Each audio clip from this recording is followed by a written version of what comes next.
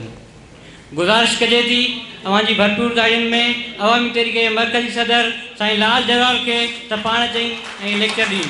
साईं लाल जरवार साहब, लेक्चर जो मौजू होंदो सिंधी समाज में फ़िक्र पलीजो जी अहमियत।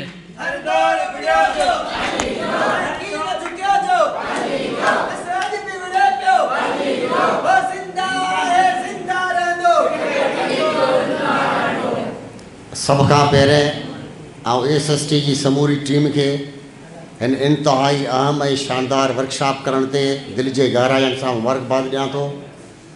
त ॿिनि टिनि ॾींहंनि खां नौजवान वेठा आहिनि ऐं मुख़्तलिफ़ मौज़ूअनि ते लेक्चर पिया थियनि ऐं ॿुधनि पिया, सम्झनि पिया।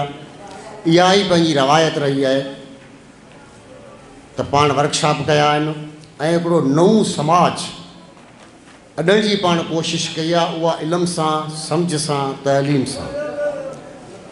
ऐं पलीअ सां बि इहा कोशिशि कई, शुरू खां वठी पाण बि इहा कोशिशि कई, इहा कोशिशि पंहिंजी हले पई। ऐं ॿी ॻाल्हि SST खे उन हवाले सां बि जस ॾींदुसि त घणे ज़माने खां पोइ वरी इंतिहाई नए अज़म सां, जोश सां, जज़्बे सां, विलविले सां ऐं सरगर्मी सां अॻिते वधे पई।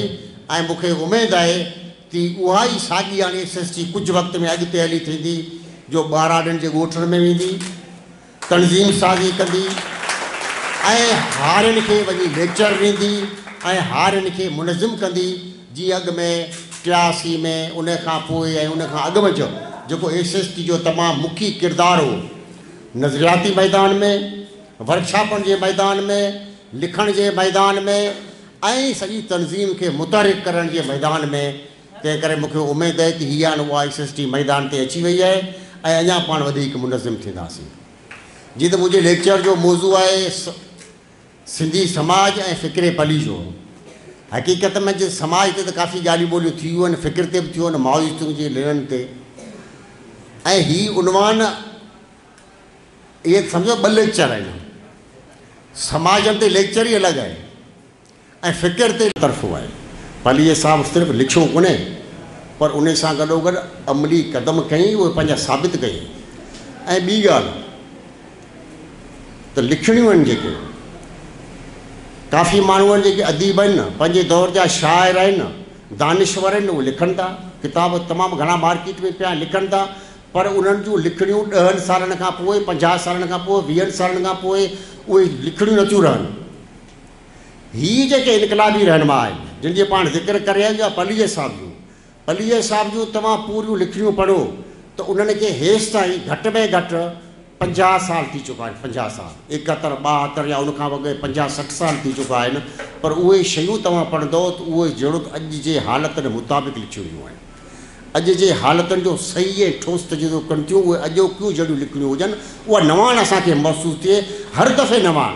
हर दफ़े जॾहिं असीं पलीअ साहिब खे पढ़ूं था त हर दफ़े उन में असांखे नयूं शयूं मिलनि थियूं ऐं सॼी सिंधी समाज खे असांखे सम्झण में आसानी थिए थी। ॿियो त जीअं पलीअ साहिबु फ़िक्रे माओइस्ट जी ॻाल्हि कई, मार्क्सम जी ॻाल्हि कई, लेनिन जी ॻाल्हि कई, उन्हनि सभिनी फ़िक्र, नज़रिए ऐं उन्हनि जी जेका तनज़ीम, उन्हनि सभिनी शयुनि खे गॾे हिते हिकिड़ी नई शइ ॾिनी।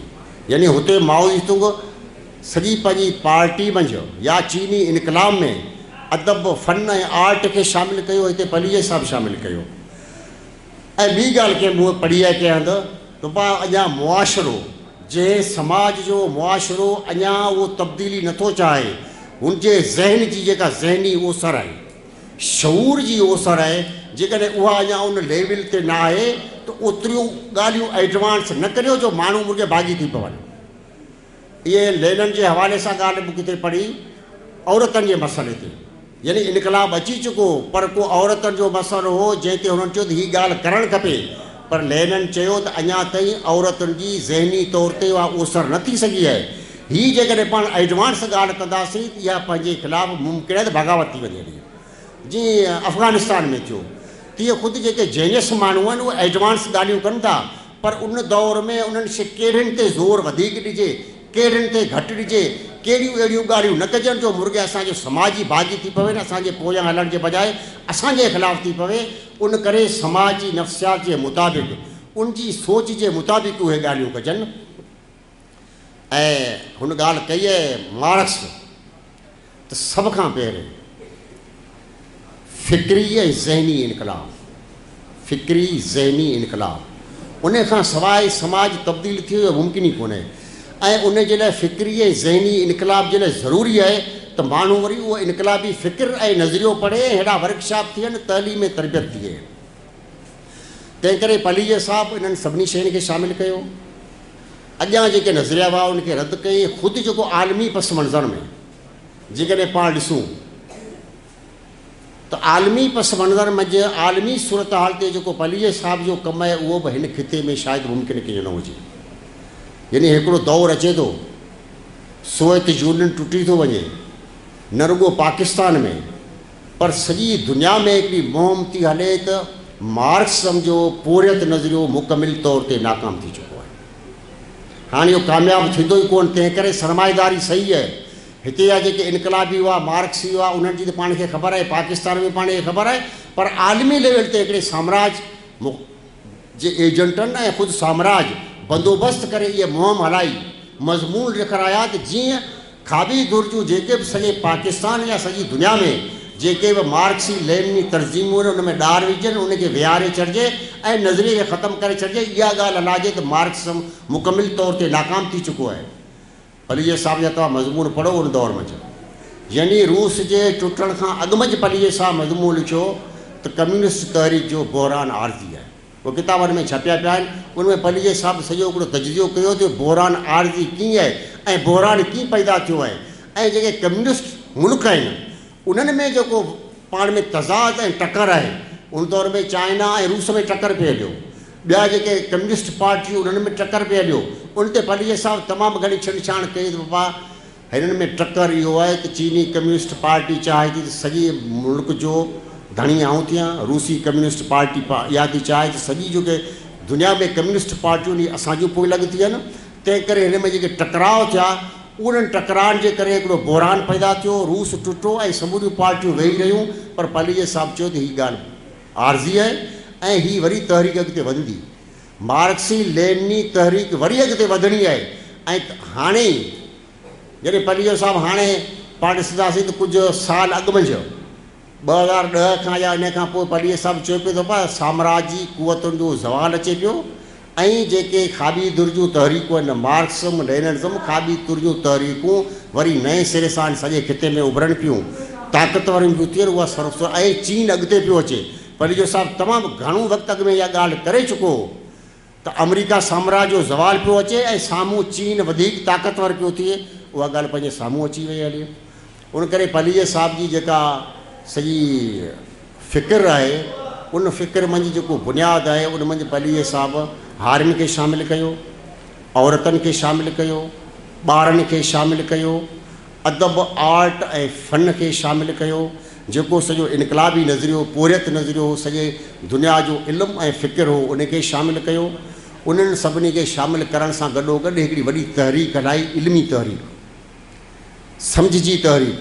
ऐं जेको पंहिंजा सरदार प्रिंटिंग प्रेस हुई उन दौर में जेके किताब छपा हुआ, उन दौर में जेको तहरीक रिसालो निकिरंदो हो, जंहिं जेको वॾो कमु कयो पंहिंजी सॼी तर्ज़ीम खे वधीक मज़बूत करण में, उहो सॼो पंहिंजे दौर साम्हूं आहे। उन करे हिन फ़िक्रे पलीजो साहिब खे ऐं हिन समाजनि खे सम्झण जे लाइ असांखे हीअ लेक्चर बि ॿुधणु खपनि, पर उन सां गॾोगॾु ऐं तजवीज़ कंदुसि असांजी जेका कमेटी आहे तइलीमी कमेटी अवामी तहरीकी जंहिंजो सेक्रेटरी इस्माइल आहे, त हिकिड़ो अॻु में पाण मुहिम हलाई हुई, पाण कोर्स ठाहियो, दर्जो पहिरियों ॿियो टियों चोथों पंजो। उन करे मुंहिंजो ख़्यालु आहे त वरी पाण खे कोर्स ठाहिणु खपनि ऐं हीउ सॼो इल्मु असीं लेक्चरनि ज़रिए तमामु थोरो सम्झी सघूं था, पर वधीक सम्झण जे लाइ दारो मदार आहे असांजी पढ़ाई ते, असांजी तइलीम ते। ऐं ख़ुदि जॾहिं असीं पढ़ंदासीं त उन मज़ा असीं वधीक सम्झी सघूं था। उन करे हिकिड़ो कोर्स तयारु कजे त हिन सॼे समाज खे, हिननि सॼे पार्टियुनि खे सम्झण जे लाइ बुनियादी तौर ते असांखे कहिड़ा किताब पढ़णु खपनि। छाकाणि त पाण सॼी पार्टी खे वरी नए सिरे सां मुनज़िम पिया करियूं, पाण चाहियूं था त पंहिंजी सॼी तर्ज़ीम वरी नए सिरे सां उहा इनकलाबी फ़िक्री तौर ते हर माण्हू मज़बूत हुजे ऐं हर माण्हू नज़रिए सां इनकलाबी नज़रिए सां हथियारबंद हुजे। उहो हथियारबंद थियण जे लाइ हीअ पंहिंजो तइलीमी तरबियती वर्कशॉप ज़रूरी आहिनि, पर इनफ़रादी तौर ते पढ़ाई ऐं लिखणु उहो बि ज़रूरी आहे। उन करे अचो त पाण नए सिरे सां पंहिंजो पाण खे इनकलाबी नज़रिए सां हथियारबंदि करियूं। पलीअ साहब जो जेको घण तरफ़ो कमु आहे, यानी हिकिड़ो त कमु अदब ते आहे, लिखण ते आहे, ख़ुदि जेको तनज़ीम जो ढांचो आहे, तनज़ीम कीअं थी हले, तनज़ीम ते लेक्चर थी चुका आहिनि, उन जा उसूल कहिड़ा आहिनि, असांजी डिप्लोमेटिक पॉलिसी कहिड़ी हुजणु खपे न, हिन खां अॻु में असांजी कहिड़ी रही आहे, जंहिंजा कुझु राशिद मिसाल ॾेई वियो त पाण कॾहिं कॾहिं जागीरदारनि सां इतिहाद करियूं था। ऐं ख़ुदि जॾहिं असीं अॻिते वधूं था त असांजे ख़िलाफ़ु साज़िशूं कहिड़ियूं थियनि थियूं, उन्हनि खे पलीअ साहिबु मोह कीअं ॾींदो आहे। यानी ॾाढा सवेरे क़ादिर ॻाल्हि करे वियो न, पार्टी में तोड़ फोड़ त तोड़ फोड़ खां पार्टी कीअं बची थियनि छो थियूं, तंहिं करे तमामु घणो वसीअ पाण खे ख़ुदि पंहिंजी पार्टी ते, पंहिंजे जदोजहद ते, पंहिंजे नज़रिए ते, पंहिंजे फ़िक्र ते घण तरफ़ो ॻाल्हाइण जी ज़रूरत आहे, जंहिंजा अलॻि अलॻि सब्जेक्ट फ़िक्रे पढ़ी जो बि आहे, ख़ुदि पंहिंजो तनज़ीमी ढांचो बि आहे, तनज़ीमी ढांचे में कारकुन जी सूरत हाल आहे, ख़ुदि कारकुन में ज़ाब्ते ऐं डिसिप्लिन जी सूरत हाल आहे, पाण पढ़ाइण जी जेका रवायत हिकिड़ी पई आहे सोशल मीडिया खां पोइ ख़ुदि उहा सूरत हाल आहे। उन ते लेक्चर थिया हूंदा, तव्हां काफ़ी ॻाल्हि ॿोल कई हूंदी, तंहिं करे हीअ पाण नई रवायत विधी आहे। हिन रवायत खे वरी बहाल रखिजे ऐं वरी मां SST जे समूरनि दोस्तनि खे मुबारकबाद थो ॾियां ऐं मूंखे उमेदु आहे त हीउ जेको वर्कशॉप जो सिलसिलो हलियो आहे इहो हर 6 महीने हलंदो रहंदो। तव्हांजी महिरबानी। दोस्तनि जी वॾी महिरबानी। साईं खे गुज़ारिश कंदुसि त साईं हिकिड़ो मिंट कुर्सी ते वेह, कुझु दोस्त हिकु ॿ सवाल कंदा, उनजो जवाबु ॾेई पोइ पाण ख़तमु था कयूं। जी एसिल साथी, मुंहिंजो नालो मुसविर चांडियो आहे ऐं ज़िलो बदीन टंडोबागो खां तालुक़ु रखां थो। साईं मुंहिंजो हिकिड़ो सुवालु आहे, सिंध में हारी जी जाइ मशीनरी ऐं खेत मज़दूर जेके आहिनि उन्हनि वरिती आहे, पोइ उन सूरत हाल में जेके हारी आहिनि उन्हनि जो सुवालु किथे बीठल आहे? या तव्हांजी ॻाल्हि कंहिं हद ताईं सही आहे त जी साइंस तरक़ी करे पई त मशीनरी अचे पई, रुॻी हारी जो सुवालु कोन्हे, सरमाएदारी समाज में बि सुवालु आहे न। यानी बैंकनि में जिते 10 माण्हू कमु कंदा हुते 2 माण्हू कंप्यूटर ते था कमु कनि, ॿिया त 10 माण्हू बेरोज़गार थिया न। ईअं यानी रुॻी हारी जो मसइलो न आहे, पर इन सॼे समाज जो मसइलो आहे त जीअं मशीनरी जदीद मशीनरी अचे पई, जीअं जदीद टेक्नोलॉजी अचे पई, कारखाननि में अचे पई, मिलनि में अचे पई, बैंकनि में अचे पई, मुख़्तलिफ़ शोबनि में अचे पई, ईअं ज़राए सां लाॻापियल बि जदीद मशीनरी पई अचे, उते बेरोज़गारी पैदा थी थिए, ईअं हारी बेरोज़गार था थी वञनि ऐं काफ़ी थी चुका आहिनि। हीअ जॾहिं खां गाह नूं पोखणु शुरू थिया आहिनि तॾहिं खां काफ़ी हारी बेरोज़गार थी विया आहिनि, इहो ख़ुदि मसइलो आहे। ऐं ख़ुदि जेका हारी जी शकिल आहे उहा बि तब्दील पई थिए। हाणे किथे त जेके वॾा वॾा जागीरदार ज़मींदार आहिनि उन्हनि हारी रखणु बंदि करे छॾिया आहिनि, हाणे उहो ॾिहाड़ी ते माण्हू रखनि था। यानी हिकिड़ो कमदार आहे उनखे पघार था ॾियनि, बाक़ी ॾिहाड़ी ते माण्हू आहिनि पाण ॾिहाड़ी कमु कंदा ऐं उन्हनि खे उहा ॾिहाड़ी 500-1000 हूंदी मिलंदी, वरी पंहिंजे घर वञनि, ॿिए ॾींहं ते जेकॾहिं कमु आहे त ठीकु आहे, न आहे त घर वांदा वेठा हुजनि। इहो हिकिड़ो बहिराण बि पैदा थिए पियो, इहो वाक़ई हिकिड़ो शदीद मसइलो आहे। इन मञा ईअं थियो त घणा हारी हेॾा असां वारे पासे न त घणा माण्हू बेघर थी विया आहिनि हलिया, यानी उन्हनि खे ज़मींदारनि लॾाए छॾे त हाणे छा आहे, हाणे पाण गाह था पोखियूं, गाह पोखण जे नाले में उते सॼी जदीद मशीनरी अची वई आहे, यानी पोखाई जदीद मशीनरी ते आहे, लुणनि था जदीद मशीनरी ते, गाह गॾु कनि था जदीद मशीनरी आहे। सिर्फ़ु हिकिड़ो माण्हू आहे जेको समय इकड़नि खे संभाले थो, पाणी वारे थो, ॿियो भाण ॾिए थो, बसि, बाक़ी सॼी आहे। इहो हिकिड़ो वॾो अहम दौर जो सुवालु आहे, इहो हारियुनि जे लाइ बि आहे, पर हर शोबे जे लाइ इन ते वधीक डिस्कस करण जी ऐं सम्झण जी ज़रूरत आहे। इहो हिकिड़ो बहिराण नओं पैदा पियो थिए, जीअं तरक़ी थिए थी तीअं माण्हू बेरोज़गार बि थियनि पिया।